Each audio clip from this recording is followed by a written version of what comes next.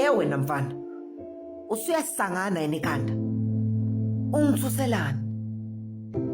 UkaNyambose lo phimisa amazwi ngokukhulu ukufutheka. Ukhuluma nje uwabhekise ngqo kuThabani oseqolozela uMata phansi. Useze waqanta nemthambo esiphongweni ngenxa yolaka lwembetho okucacayo nje ukuthi akunamuntu ongamgomlisa lona.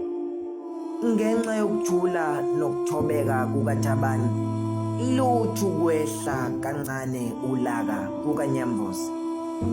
Uselokhu ebhekele nalesa muntu oqalaza impethile abezwe ukuthi iyeza.